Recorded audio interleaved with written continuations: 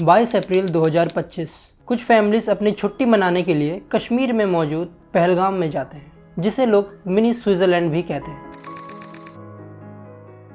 और ठीक इसके कुछ देर बाद अचानक से कुछ आतंकवादी हाथ में AK-47 लेकर पहलगाम में घुस आते हैं और वहां मौजूद इनोसेंट लोगों से गन पॉइंट पर उनसे उनका धर्म पूछा जाता है कि तुम हिंदू हो या मुस्लिम। और जिन लोगों ने भी अपना धर्म हिंदू बताया उनको ऑन द स्पॉट शूट कर दिया गया, और जिन लोगों ने खुद को मुस्लिम बताया उन लोगों से कलमा पढ़ने को कहा गया कि जिससे ये चेक किया जा सके कि वो वाकई में मुस्लिम है या नहीं। जब इससे भी उनको सेटिस्फेक्शन नहीं मिला तब लिटरली उन सिविलियंस का पैंट उतरवा के चेक किया गया। मतलब ज़रा सोचो कि दरिंदगी की सारी हदें ही पार कर दी, और इस आतंकवादी हमले में कुल 26 लोगों की जान चली जाती है, जिसमें एक मुस्लिम भी होता है। वो टेररिस्ट के हाथों से गन छीनने की कोशिश करता है, जिससे वो टेररिस्ट उनको ऑन द स्पॉट शूट कर देते हैं। और जैसे ही पहलगाम का ये इंसिडेंट होता है वैसे ही ये खबर चारों तरफ बहुत तेज़ी से फैलना शुरू होता है, और इससे देश के सभी लोग काफ़ी गुस्से में आ जाते हैं और सबके मन में सिर्फ एक ही सवाल कि आखिर ये किया किसने।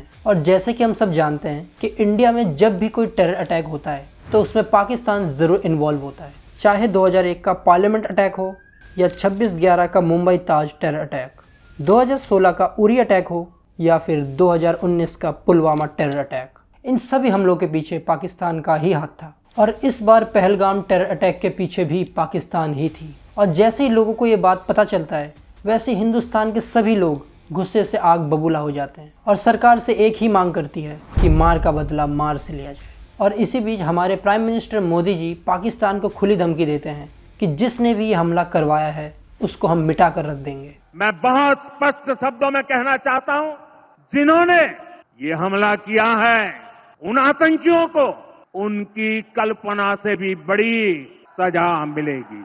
मोदी जी के इस बयान के बाद देश के सभी लोग इसी इंतजार में थे कि आखिर कब इंडिया पाकिस्तान से अपना बदला लेगी। और धीरे धीरे दिन बीतता गया और पहलगाम हमले को हुए काफ़ी दिन हो चुके थे, पर सरकार का कोई भी रिस्पॉन्स नहीं आया था, जिसे देख बहुत से लोग सरकार से सवाल करते हैं कि आखिर कब उन 26 लोगों की मौत का बदला लिया जाएगा। ऐसे करते करते कई दिन बीत जाते हैं और फिर पूरे 16 दिन के इंतज़ार के बाद आखिर वो दिन आ चुका था जब हम उन 26 लोगों की मौत का बदला लेने वाले थे। 7 मई 2025 के सुबह 1:05 से 1:30 तक, यानी सिर्फ 25 मिनटों में पाकिस्तान के इन 9 जगहों में मौजूद टेररिस्ट कैंप्स को इंडियन आर्मी और एयरफोर्स के द्वारा पूरी तरह तबाह कर दिया जाता है, जिसमें 80 से भी ज़्यादा आतंकवादियों को मौत के घाट उतार दिया गया, जिसमें मसूद अजहर, जो कि एक आतंकवादी संगठन जैश-ए-मोहम्मद का लीडर है, उसके भी 10 फैमिली मेंबर्स शामिल थे। और इस ऑपरेशन का नाम दिया गया ऑपरेशन सिंदूर। और हाँ, इस ऑपरेशन में सिर्फ और सिर्फ टेररिस्ट कैंप्स को ही टारगेट किया गया,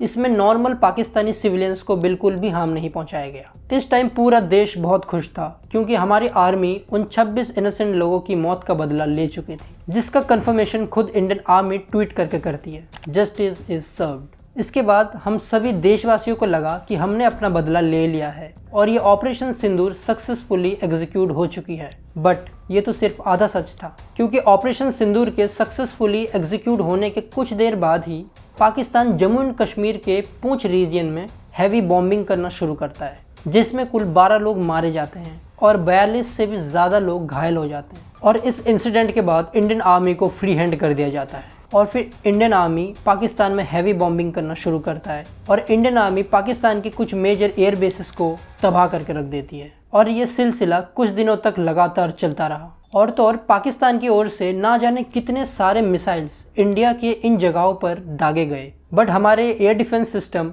S-400 सुदर्शन चक्र ने उन सभी मिसाइल्स को हवा में ही मार गिराया। और हाँ, एक और मेन चीज़ है, जब इंडिया और पाकिस्तान का युद्ध चल रहा था तब हमारी मीडिया लिटरली भांग फूंक कर रिपोर्टिंग कर रही थी, क्योंकि इतने फेक न्यूज़ इंडियन मीडिया के द्वारा फैलाया गया जितने तो पाकिस्तान ने नहीं फैलाए। कुछ न्यूज़ चैनल्स तो ये कह रहे हैं कि इंडिया पाकिस्तान में घुस चुकी है, घुसती जा रही है, लाहौर को बिल्कुल बर्बाद करके रख दिया है, लाहौर पे चढ़ चुकी है इंडियन आर्मी, कराची को नेस्तनाबूद कर दिया गया है। मतलब इतने फेक न्यूज़ इंडियन मीडिया के द्वारा फैलाया गया है, मतलब उसका हद ही नहीं है कोई। इस वॉर के दौरान ही जान पाए कि इंडियन मीडिया का रैंक इतना नीचे क्यों है। और कुछ दिनों के लगातार युद्ध के बाद अंततः दोनों देशों ने सीज फायर कर दिया है। और इंडिया सीज फायर करते समय पाकिस्तान को वार्निंग दी है कि आगे से अगर कोई भी टेरर अटैक इंडिया में होता है तो उसे एक्ट ऑफ वॉर माना जाएगा। आखिर में जो दोनों देशों के बीच वॉर लाइक सिचुएशन बन रहे थे अब खत्म हो चुका है।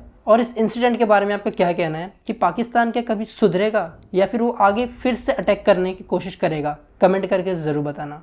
नमस्तुभ्यं।